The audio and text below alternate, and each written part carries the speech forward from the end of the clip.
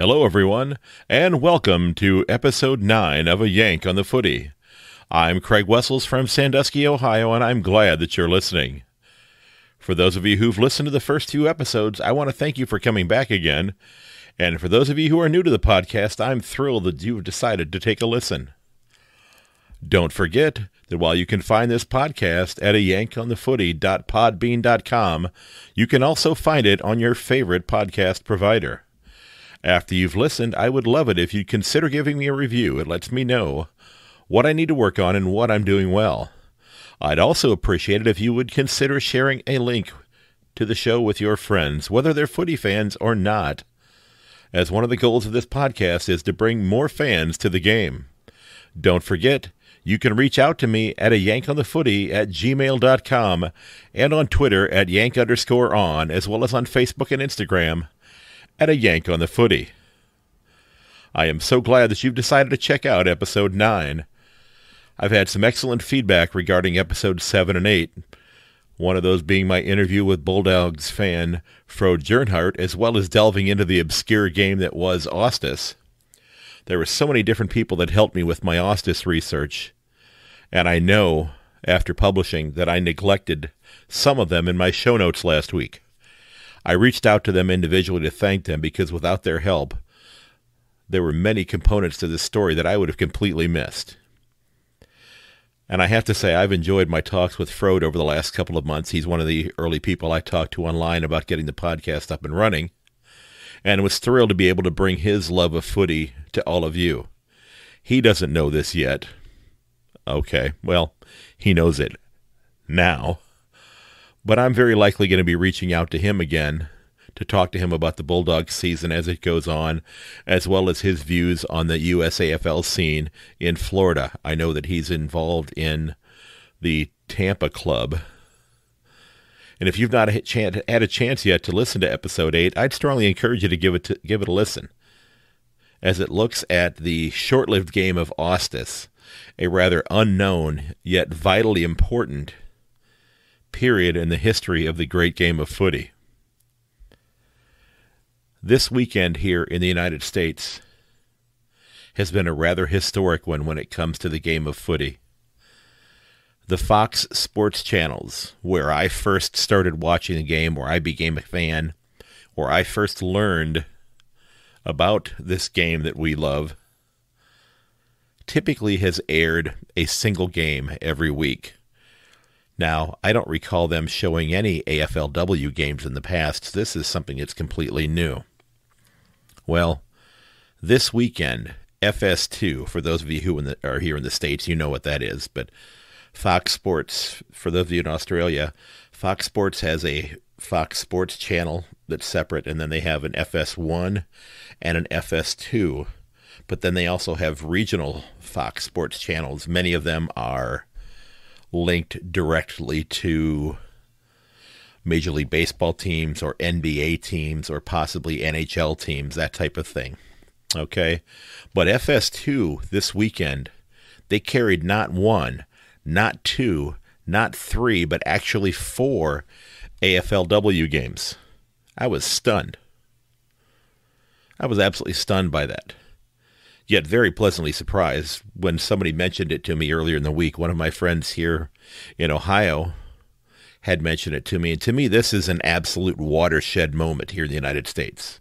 Again, one of the goals is trying to get more people exposed to this game and people that are outside of Australia, because this is your game. We're just here to watch and hopefully learn a little bit of it. Okay? But you know, like I said, we're trying to learn this great game and grow the fan base here, as well as letting athletes that are here in the United States and Canada and other parts of the world realize that there are opportunities to play this great game in other parts of the world, not just in Australia. Now, when my friend told me this, my enthusiasm got tempered just a little bit, because we like to rib each other from time to time. And he said that, well, the reason they were probably showing so many AFLW games was because Fox Sports had lost their contract to broadcast auto racing this year. So as he put it, the only reason they were showing AFL was to simply fill airtime. Well, Kevin, I hope you're wrong about that, but even if that's the case, I'm okay with it, because if that's the reason they're showing more games, then so be it. It's giving viewers here a much greater opportunity to see the game, to get exposed to it, to learn what this game is all about. And it looks as though, as I was exploring this evening as I was getting ready to record this, it looks like they're going to be doing at least 3 games next week, 3 back-to-back games on FS2. And then when I dug a little bit more deeply into it, I realized that they're also going to be airing 3 separate games on what they call the Fox Soccer Plus channel, which is a pay channel that's in addition to the regular channels that would come with your cable or your satellite television. My hope is that this trend continues next month when the 2020 AFL season kicks off. Yeah, I'm hoping that we see a half dozen of these games broadcast every week. And if you're in the States, I am going to be putting a link to the Fox Sports Schedule website down at the bottom in the show notes on the page for the podcast, so you can see which games are being carried and when, so you can set your DVRs. Now, like many of you who are listening, I've got access to all the games with the Watch AFL app, but if you're just starting out and thinking, well, I want to see if I like this game, that's a pretty pricey investment. Now, once you've gotten involved and you decide that, hey, here's a club I want to support, I want to be a member of that team, then you can actually become a member of that club, get some swag from the team, and then also get your membership to the Watch AFL app, which allows you to watch all of the games. It allows you to watch all of the shows that are affiliated with Footy, all the stuff that's done with Fox Footy. Now, there are other programs that are not on the Watch AFL app. It would be great if they were. There's one called The Front Bar, which I would love to watch more regularly, but I have a hard time finding it. But I believe that once in a while they will do a free trial, as most things do. And then I believe they will also occasionally, well, it's not occasionally, they'll let you subscribe for a single week to see whether or not this is something that you really want to invest some money in, because with my membership with the Cats, it ran me about $125 for the year, which was actually about $25 less than what I had been paying for just the Watch AFL app and not being a member of the club. So I feel like this was a real win-win situation for me this year. But with this increased exposure of the game, albeit in the overnight hours when many won't even know that it's on, there's one thing that I think Fox Sports should do to try to sell this game to Americans more than they're doing currently. Last night, I've only watched one game so far this week because I've been doing other things. But last night, after watching the Bulldogs and Demons game, the program ended. The game was over. The team sang the song. They went on their merry way. Game's done.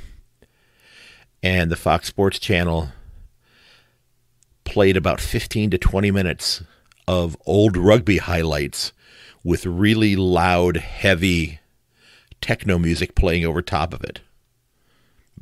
Lousy techno music, quite frankly. There was no explanation for the highlights. There was no saying where these games were being played. All very thick-bodied guys playing the game, tackling one another, getting into the scrum, that type of thing. Had no idea where they were from. I don't know if they were here in the U.S., in New Zealand, in Australia. I'd have no clue where they were. There was no explanation. But the way Fox Sports does this kind of willy-nilly is that they give you the illusion that, well, rugby and footy are the same thing. And we know they're not. So, to me, this was not a package of highlights. In fact, it's something that I've seen for the last several years. It's the same package that I've seen now for at least 4 years since I've started watching footy. And all it really was, quite frankly, it's the same stuff that they put into hot dogs that they don't tell you about. Ugh. It's filler. They had 20 minutes or so of airtime they needed to fill So let's just put some of these highlights of a game that nobody's getting explained to them on there. Okay? That's all it was, pure and simple. Now, a while back, though, I had a discussion with someone who, I believe there are 3 members that run this podcast. It's called the Ian Prender Cast, and there's a dash between the Prender and Cast. And the host that I talked to had what I thought was a great suggestion. And he suggested that what the AFL should consider doing is having Fox Footy, maybe along with Channel 7, which is, I think, the other channel that broadcasts footy games, if I'm not mistaken. Let me know if I'm wrong on that, but I seem to recall seeing Channel 7 show up in some of the games that I'm watching. But he said that what they should do to market this game is that every week they should put together like an hour-long highlight package that they literally give to the American Fox Sports channels. Okay? That they have the hosts of the game in Australia doing it, because every time I see footy highlights done by American sportscasters, I want to reach through my television and slap them upside the head, because more often than not, all they end up doing is mocking the game because they don't understand what the hell's going on. And it really ticks me off when they do that sort of thing, because it's a beautiful sport. And guess what? You're paid to know sports. Figure it out. Get your head out of your bum and learn the game if you're going to talk about it. Don't just get on there to mock it. Okay? That's enough of a rant on my part for tonight. But, he said that they should go ahead and put this package together. And, maybe you have some of the people from AFL Tonight or something like that, or maybe people from On the Couch sit down and do the highlights. Maybe Jason Dunstall could sit down and do it as well. And then they have this hour broadcast that they put on. I mean, right now, nowadays, if you're a footy fan and you're listening to this, you know that within a few hours of having the game ending, you can go onto YouTube and find the highlight videos for the games that have been played. You can go and see the highlights from the game you'd previously watched, and they'll break it down by quarter. Here's the action of the first quarter. Here's the second quarter, etc. Okay, those highlight videos are great. But the fans already know about them. We know about the game. We know to look for them. Those are not going to show up in somebody's feed on YouTube saying, hey, watch this next. Here's a game you've never seen before, but you might really like. I don't think that's how the algorithm works.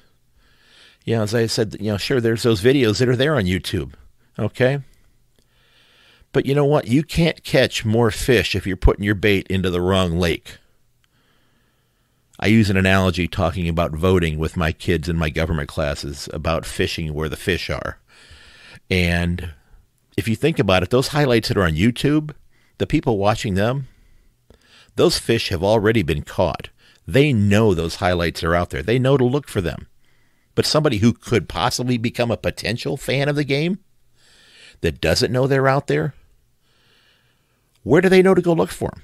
Where is the roadmap to get them to that, other than their friends telling them about it, if they know about it, or somebody like me doing a podcast that maybe by chance they'll stumble across? Okay? But those fans that are seeking out that stuff on YouTube, they're already supporters. Those proverbial fish have already been caught.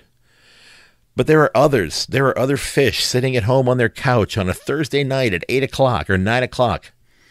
They've just opened up a bag of pretzels and they sat down with a beer. They had a long, hard day at work. They got their kids in bed, or they finished up their homework. Maybe they're a high school student. They're not the ones opening up the pretzel and beer. And they're sitting down and they're thinking, let's see what's on TV. And they start flipping through the channels. And they stumble across on Fox Sports 2. Tonight on Fox Sports Presents This Week in Footy. That could be the title. That would work for me. And they become enamored by what they see. And they start to dig more into it. And they realize, you know what? This game looks exciting. This looks like fun. I wholeheartedly agree with this idea that we should be trying to get this game directly presented to viewers that haven't seen it before. It's something that they should see. It's already being done through Fox Sports. It's Fox Footy that's running the Watch AFL app. It's all one basically big conglomerate, if you will. So the commercials that they put on here in the States, the commercials could be previews for upcoming games. Here's when they're going to be on. Set your DVR. Stay up late and watch them. Okay? It could be a commercial for the Watch AFL app itself. Now, of course, then we'd have to have the obligatory commercial for Bunnings Warehouse. Even though there aren't any of them here in the States, we'd have to have one of those. And let's be honest, I really need to have a TV commercial for National Tile showing up as well. I need to hear from Frank Walker. Mr. Walker, if you're listening, I love your commercials, sir. The fact that we have about 50 teams playing this game here in the United States in the USAFL, most of them with both a women's and a men's team, so you double that to 100 teams. You figure you've got 25 players at a minimum per team. There's 2,500 players right there. Many of them who know about the game. Their friends, I'm sure, know about the game as well. But the fact, you've got those people that are doing that. You've got a country that has a population of 300 million people. Most of us who love fast, hard-hitting contact sports, we speak the same language as the game that's being played there. It's not, it's not coming from a Mexican league or a Spanish league or a French league where we don't necessarily speak the language. Okay? The fact that we're not getting more exposure to this here, that the AFL has not tapped this market as well as it should have, is mind-boggling. Okay? Like I said, this is an untapped market, and I think that for one, it's high time that the AFL get on board with this. Okay? And the person that I spoke to from the other podcast, he had said that when he was a kid, he remembered watching a program that came on once a week, and this was, I guess, before the WWE, the wrestling stuff, and I'm not a big wrestling fan. Before it became a global phenomenon, they did a weekly highlight show that they would broadcast in Australia, showing all of the highlights, the big body slams, and all that kind of stuff. The stuff that gets kids excited about wanting to see this sort of thing. And it helped to build a foothold in Australia. And I've been assuming that this sort of thing is being marketed towards preteens, teen boys, that type of thing. And it sounds as though the WWE is still a big thing in Australia. I guess it's huge here in the United States.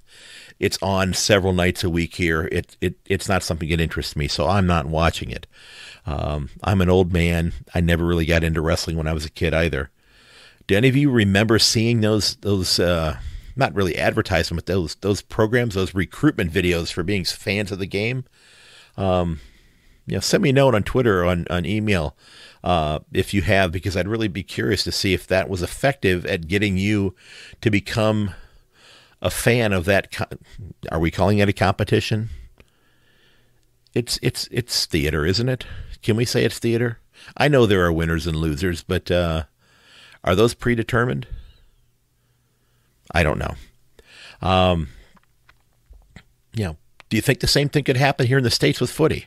Do you think they could sell it with us? Okay. We're here in the United States watching the NFL.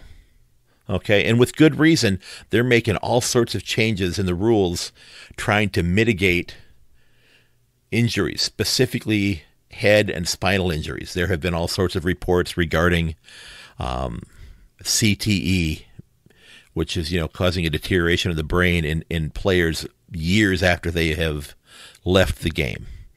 Okay, you had one of the top quarterbacks in the game who retired this year at the age of 29, like a week before the season started. If you're a football fan, Andrew Luck stepped away from the Indianapolis Colts and said, "Hey, I've been getting my head pounded into the turf for the last couple of years because you haven't gotten me much of an offensive line, and guess what? I've got millions of dollars in my pocket, and I'm going to go home and count them. So I'm out of here." And he actually retired like right before an exhibition game. Now, while I don't think that NFL fans want to see players get injured or hurt or anything like that, those same fans are seeing the game that they love become more and more of a shell of what it once was. Okay, and the NFL, much like footy used to be, was a much more brutal game. Footy has regulated a lot of the hitting out of the game as well. The NFL is doing that same thing. And quite frankly, there may come a time in the not too distant future where football as we know it here in the United States ceases to exist. Okay? It could very easily happen. Now, this afternoon, as I was doing some research for an upcoming episode, I listened to a couple episodes of a great new podcast called AFL Obsessed.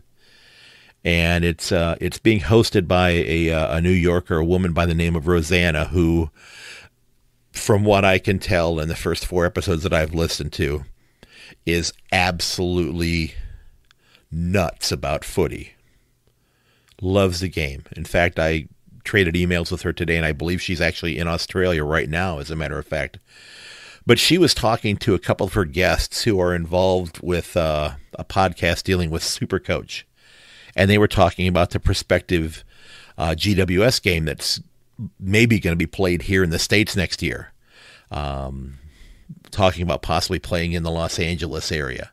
Now, again, I think I've mentioned this before. I don't know if we have a stadium or a facility that has a large enough footprint to allow you to put something the size of a field that a footy game would be played on inside of it. You know, we might be finding a big open grass area and putting temporary stands around it. That might be what ends up happening. But one of the guests proposed, and it was kind of in passing. It wasn't like hey, they absolutely should do this. It was an idea they tossed out, where they said that maybe that the league should have one round of the fixture be an entire international round, where the games are all played in different parts of the world. Now, if you're in Australia listening to this, please note, I'm not suggesting this. This is not something the AFL is suggesting. So if you are extremely angry with what I'm saying right now, this was just something that somebody tossed out as an idea in a podcast, okay? And it wasn't me. But they said, well, maybe they just play in different places around the world during 1 week to try to expose more people to the game. And then they come back to Australia the next week and everybody has a bye week. And I just put together an idea here. I thought, well, okay, if we're going to do that, maybe they have a week where their game's being played in Los Angeles, and then maybe Orlando, Florida, Washington, D.C., London, somewhere in India, in China, New Zealand, and maybe Japan. And there'd have to be one more location, because that's only 8 right there. All playing the same round outside of the country. And then each club would come back for their for a bye week, because you'd probably have to have 2 bye weeks now at this point in time to allow teams to recover and stagger the season a little bit more, to give that additional bye week to allow teams to get healthy, to get them reacclimated to their regular schedules back home. Now, it's an interesting idea. I'm guessing, though, that most supporters of the game in Australia would think it's a lousy idea, a terrible idea, because you wouldn't necessarily want to see your entire sport literally just get up and leave for an entire round where all 18 teams said, see you next week. I don't think that would necessarily go very well. But, if you got any thoughts on that, and again, like I said, it was not me that suggested this. So if you're going to send me some thoughts to Twitter at Yank_on, or to my email at yankonthefooty@gmail.com, I'm just wondering what your thoughts are. Again, it wasn't me suggesting this. I'm just tossing it out there as a hypothetical. I'd love to hear from you on any of the stuff that I've talked about so far. Now, I've only watched one game this weekend so far. In fact, I was finishing up writing the script for this one while the Cats and Lions game was on. And I don't know how it turned out. I did see a little blurb online that the Lions scored first. I hope the Cats scored often. We'll see. I'll watch it tomorrow morning when I get up. But I was doing some research for an upcoming episode. So like I said, I only watched the one game. And that was the D's and Bulldogs game. And I have to tell you, lousy weather to play in. but the D's really came out last night and had a fantastic game. I know there are a lot of people who don't like the idea of the AFLW, but I have to tell you, I have seen in the games that I've watched improvement every week from last year, because there are much more highly developed skills. Now, we do have a situation, where we're having to replenish the talent pool more quickly because the league decided to add 4 new teams this year. Now, I don't know if there was enough talent to add 4 new teams in one season. Maybe 2 would have been a better idea right now. And then 2 next year, then 2 the following year, then 2 the following year after that, to allow some of the younger people who are playing the game at the younger levels begin to develop their skills more so to be able to come in and participate in the game once it gets going. Okay, and once they get there. But as back to the game last night, it was impressive to watch Melbourne in difficult weather basically keep the Bulldogs. They dominated them last night for the most part. They hardly let the Bulldogs get the ball out of their defensive 50, and when it did come out, it was going right back in again because the D's defense was splendid last evening. Okay, it was splendid. It was a great game to watch. Sure, it'd be great if there was more scoring, but a lot of that had to do with the weather. It was terrible weather last night, but yet they still managed to put quite a few points on the board for that type of a situation. Now, it was horrible to see the last few seconds of the game last night, literally the last few seconds. Okay, it really was sad to see the ACL injury that happened to Ainsley Kemp of the D's at the end of the game. She played a pretty good game, and the fact that she was out there already dealing with the situation that she was dealing with makes it even more tragic, because she, I believe, had injured her left knee last year and did not, and so basically her ACL in her left knee was non-functioning, and she decided not to have that repaired, and last night she tore the ACL in her right knee. So now she has both knees with ACL injuries, and it's very sad. Now, I don't know when we're going to see her back out there. I hope she's able to come back, but she's going to have a long recovery period, and I wish her nothing but the best. She was trying to get through this season with basically no functioning ACL, and now she's got this additional injury to deal with. Very sad. Danny Marshall, the import from the United States, had a bit of a rough night last night. Little tougher outing than the first week where she scored on her first kick. It's her second game here in Australia. Yeah, okay, Craig, go ahead. Here in Australia, that's okay. I'm only 16,000 kilometers away. There in Australia, I'm sure that's going to improve as the weeks go on and she gets more and more acclimated to the game in Australia. Okay, it's just exciting to see her playing out there, and as much as people like to talk down Mason Cox from time to time and say that he's overrated. Nah, yeah, he's 6'11" or 7 feet tall. You can't coach that. You can't teach that. Okay, I love watching Mason Cox play because it gives me a little pride as an American to see him out there. Okay, and I hope he has a fantastic year this year. But it was a great game last night.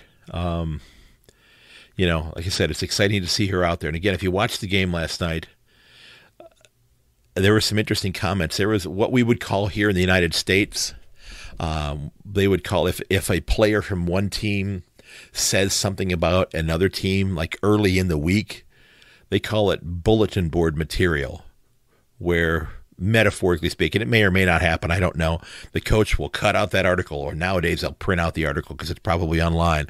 They'll print out that article and they'll hang it up on the bulletin board to show you, hey, look what player X from our opponent said about us for this week. Let's make sure we prove player X wrong. Well, yesterday, just at the start of the game, they were interviewing Libby Birch, who had previously been with the Bulldogs, who had just joined the D's. She'd spent a couple years, I believe, with the Bulldogs. And during a little interview before the game, and then at halftime, they kind of went through that part of the interview and then expanded upon it. She made some comments about the, quote, culture, with Western being one of the reasons why she decided to move to the Demons. Ouch. That's kind of taking a shot at your former team, if you ask me. And I think her former teammates might have gotten word of that, because every time she had the ball or every time the camera was on her and they tried to, they had a shot at knocking her down, she was picking herself up off of the turf. Now, she did still manage to have a good game, though. She had 13 disposals and 10 kicks. So she had a solid game, but I'm sure she has some bruises today as well. And it's great to see Daisy Pierce back out there, because she had a fantastic game. And, she's playing a little out of position. She's kind of, playing back there in the defense a little bit right now. But it's great to see her back out there and helping to get her team going in the right direction as well, starting out 2-0 on the year. Now, the other big story this weekend it's a very sad one, is to see what Dane Beams is having to deal with this weekend. He stepped away from the game last year, didn't play after round 11, is dealing with some mental health issues. He had a car accident this week. I've seen things speculated that I haven't seen confirmed, so I'm not going to repeat those here. But he's decided to step away from the game permanently. He's decided to retire to focus on his mental health. And while that's tough to see happen, in and of itself, that's something that deep down we should really applaud, because he has recognized that he has an issue that needs to be dealt with. And Mr. Beams, you're not listening, I'm sure, but if the message somehow gets to you, I truly hope that you're getting the help that you need to allow you to live a happy and full life with your family. There's some things that are, quite frankly, more important than the game of footy. And I hope he gets the help that he needs. I truly do. Okay? If you're having issues and you recognize it, don't be afraid or ashamed to get that help that you need. If you've got a friend who you can tell is not themselves, something's going on, please don't hesitate to check up on them. Call them. Go to their house. Knock on the door. Check up on them. Okay? See if they need help. In my classroom, I'm a high school government teacher for the most part, and it's most of the classes I teach are government classes. And on the walls of my classroom, up above the dry erase boards, that type of thing, it's kind of become customary for me, and I've had these now for many years, over 450 quotations hanging on the walls. And some of them are inspirational, some of them are political, some of them are just downright cynical. But I have one hanging up in my classroom. It's the only one I have printed out in color, because I want it to stand out from all of the others. Okay, and it's a quote that I think fits here, talking about this here. And it's prominently right in the front, right in the center of my room, right next to the television that's hanging on the wall of my room, where if we're doing notes in class, that type of thing, watching a video, that's where it is. They can see it. It's right next to it. And that quote is from the great Irish poet and playwright Oscar Wilde. And it says, "True friends stab you in the front." We've got to be willing to look out for each other. Okay? Whether that's your friends that you are friends with, that you see all the time. Maybe it's somebody that you talk to online that you can see that they're down. They're feeling down a little bit. Don't be afraid to reach out to them. Say something positive to them. Pick them up. You may be thousands of miles away,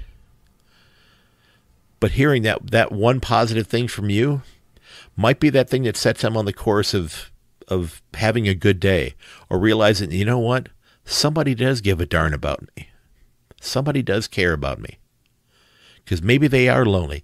Maybe the fact that they're out there on social media, maybe that's their family, if you will, because maybe they don't have family. Don't be afraid to reach out and say something positive to somebody, okay? And if you need to talk to somebody And I'm going to put these links in my show notes as well. But, in Australia, you can contact the lifeline.org.au, or you can call them at 131114, or you can call Beyond Blue at 1-300-22-4636. Here in the United States, you can contact the Substance Abuse and Mental Health Services Administration at 1-800-662-HELP. That's 1-800-662-4357. So if you need help, don't be afraid to reach out. Okay? Don't be afraid to reach out. I've battled depression in my time. I understand it. It is not fun. It's tough to deal with. Yeah, I had a really tough time in 2002, many years ago. 9/11 happened. That depressed most Americans. Within a couple of weeks after 9/11, my father passed away. It was a really lousy winter of 2001 and 2002, and it was tough. It was really tough. I had a difficult time with that. And I would be remiss if I didn't say, we miss you, Spud. We really do.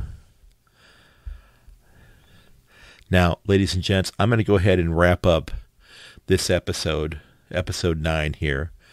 I've got several interviews lined up in the coming days.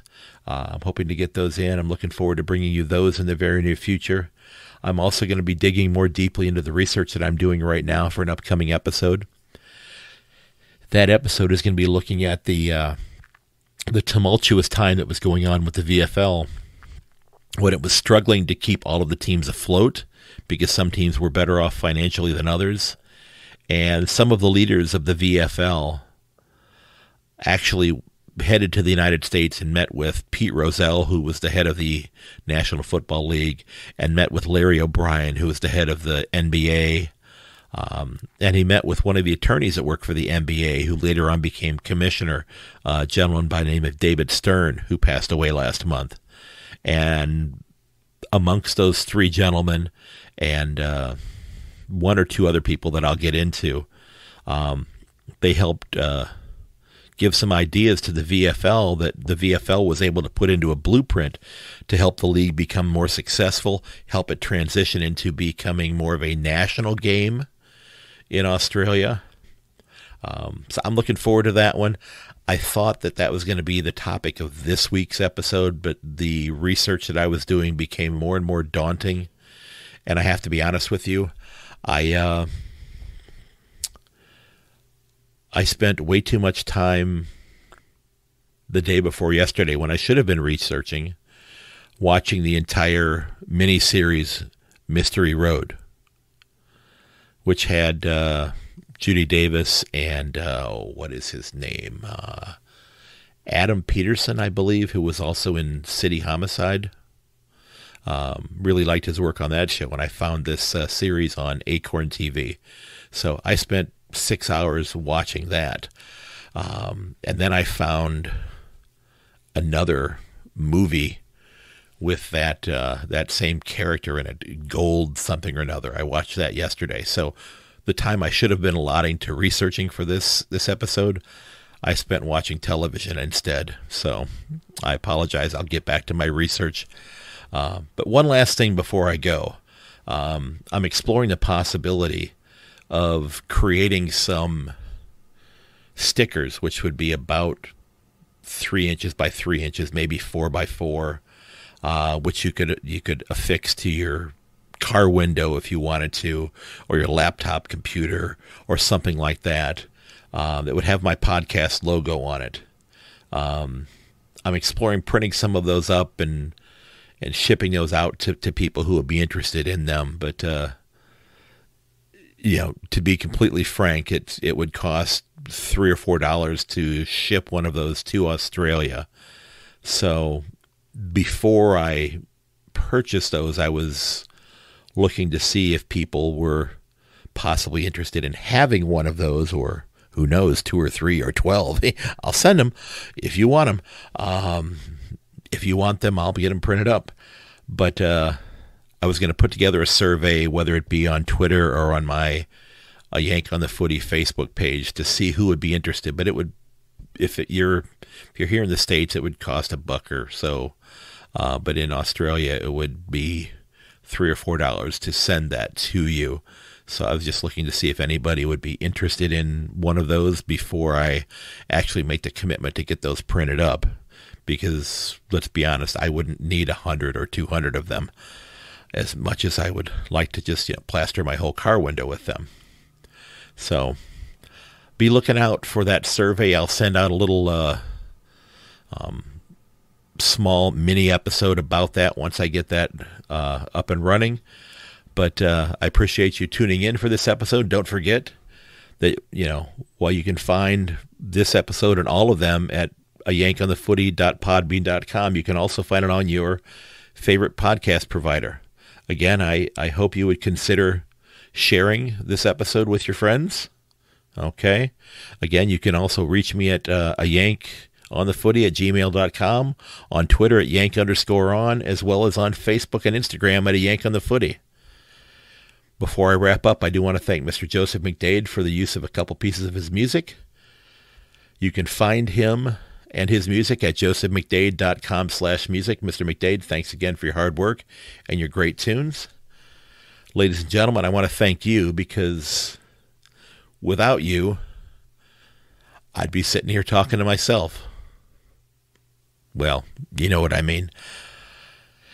And because while many of us are fans of our teams, deep down, we're fans of a game we all love, and that's the game of footy.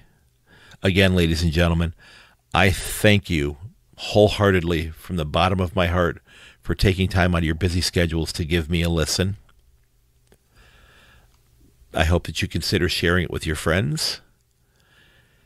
And don't forget, may your dribble kick never hit the post. I'll catch you later.